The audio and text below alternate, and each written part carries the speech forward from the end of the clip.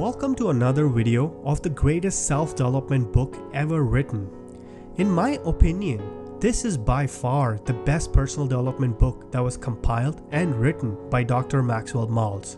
There's a plethora of book reviews on YouTube and other channels, but if you understand the key concepts stated in Maxwell Maltz's book, you'll find that his teachings resonate in mainly all books about self-development. Before you dive into any kind of self-help and motivational channels, you have to ensure that you understand how our brain and body work. Dr. Maxwell pioneered and coined the word psycho-cybernetics in the early 1960s. His teachings have been felicitated by personal development experts such as Zig Ziglar, Tony Robbins, Brian Tracy, Jim Rohn, Les Brown, to name a few. Many of the psychological methods of training elite athletes are based on the concept of psycho-cybernetics as well. Dr. Maxwell's book combines the cognitive behavioral technique of teaching an individual how to self-regulate self-concept and train the conscious and subconscious mind. His book defines the mind-body connection as the core in succeeding and in attaining personal goals. Once you watch this animated video and ponder on the ideas presented in this book, I assure you that you'll understand why some people are so successful than others. Also, after this review, you'll have a clear understanding on various personal decisions that you make in your daily life and how to alter this. There are some key information presented in this video. Please watch and comprehend it at your own pace. If needed, save and rewatch to cover all areas. As per Dr. Maxwell, the conscious mind can process roughly 40 bits per second, while the subconscious mind can process 40 million bits per second. Understanding this difference and programming the subconscious mind will aid us in our quest for success, meaning, and happiness. His book is divided into 16 chapters of excellent information. I will profile the key 3 important takeaways. All of the points in this video revolve around these 3 key points. Number 1, self-image. This has to be the number 1 key to success or failure. Your current position in life right now is exactly proportional to your self-image or self-concept. It's important to know what is the little voice inside your head saying and where it comes from. The key takeaway here is to transform your inner critic into your inner coach. Controlling and molding your self-image is a foundation of this book. Tony Robbins has an excellent program that nails this point. If you examine an excellent part of your life, you'll find out that your blueprint is equal to your life conditioning. Likewise, when there is issues in your life, the blueprint is not equal to your life conditioning. The key here is to understand and question your blueprint and decide if you need to improve the life conditioning or change the blueprint. Take a moment to reflect this in your own life.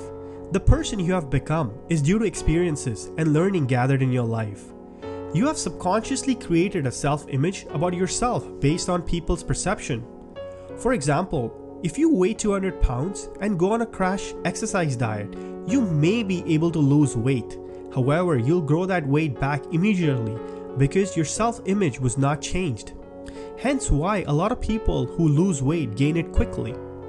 To ensure we do not digress from the scope of the book review, I will make another video explaining how to change the self-image. I actually learned this technique through my research using an old seminar tape from Sir Norman Vincent Peale. Number 2, automatic success mechanism or automatic failure mechanism. Your brain acts as a guidance system towards things that focus your attention on. This is known as slight edge behavior. The things you do and focus on daily are driving you towards a destination. Do you know where the destination is? If not, then you need to spend the time to figure it out. Otherwise, you'll become a part of someone else's plan for your life. The automatic success failure mechanism is like a torpedo that is attracted to its destination. The guidance portion of the torpedo is dictated through your self-image. Self-destruction happens from within. Conditioning, habit, and outside influences are how your self-image is molded. If you were raised being told you're nothing and will fail at everything, then your self-image will prove it. If that motivates you to do better and you don't believe it, then you'll succeed. Have you ever watched or attended a hyper-motivation seminar by Tony Robbins? When you watch his video or attend the seminar, you feel the energy gyrate and you're in the high performance loop. Once the video or the seminar is over, you'll be thoroughly motivated and you should build a plan and decide to follow it. But maybe after a couple of hours or days, you lose focus and you're back to normal self. Dr. Maxwell coined this reasoning as auto success or auto failure mechanism. Now try to recollect a math formula or a license plate number or something peculiar that you remember from your early childhood. Now ponder on the cause of how you remember this number or this information for so long. It's because due to repetition or visually seeing or remembering this message or information over and over again, this thought entered your subconscious mind. Remember, if you need to enter something into your subconscious mind, the easiest way is through repetition. If you want to stay motivated after watching a video, continue to watch the video over and over again until it becomes embedded in your mind and alters your self-image for good. Number 3, conditioning focus and imagination. You can condition yourself to perform in any situation. The key component is to focus and change your physiology. Tony Robbins uses incantation to do this. An incantation is a body state change along with affirmation. Incantations are stronger than affirmations because you're engaging your whole body. Think of this as a habit or a ritual before you do something. Jack Nicklaus, the great golfer, had a ritual before every swing.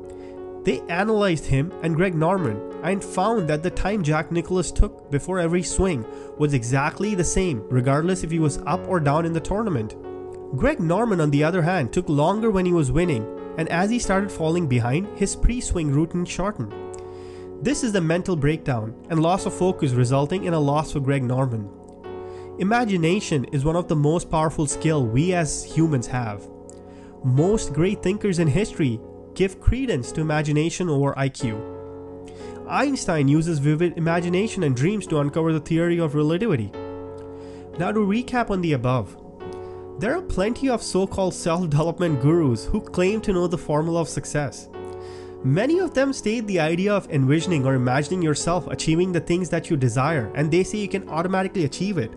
While they fail to tell you that most of it is true, but it's important that you understand the human psychology that's stated by Dr. Maxwell, which we covered in the earlier 3 points. I studied this book during my sophomore years and used the ideas to achieve success in various fields. To sum up the above, please imagine a pilot riding a plane on a certain path. Once he feels the plane has reached the required altitude, he sets the plane to autopilot, meaning the plane will drive itself. It will adjust its parameters by propelling its wings according to the set speed. If the pilot decides to raise the speed or altitude, he needs to take it off the autopilot mode or set a new autopilot. This is similar to your brain of how it autopilots the self-image. As discussed earlier, based on external conditioning, your brain has created a self-image. For example, if you have a self-image that you cannot wake up early on time, you will always sleep in. You could wake up early for a new job or special date, but eventually you'll always fail to wake up on time. If you need to change this, you need to set an alarm before going to bed and imagine that you're waking up on time. Think of it as a positive thought, like you wake up and feel energetic, smell the grass, or smell fresh coffee or breakfast. Repeat this until you wake up automatically, until this registers into your subconscious. Remember, your subconscious cannot detect between real things and imagination. The better the imagination, the faster the subconscious gets programmed. Please review my next video on altering self-image and connection between mind and body. A very important takeaway for you all in form of a quote by Dr. Maxwell is, "We act or fail to act not by will, which is so commonly thought, but by imagination." Thank you for watching this video. This is Can Indian Channel signing off. Please feel free to watch my other videos on self-development and personal growth category. Peace.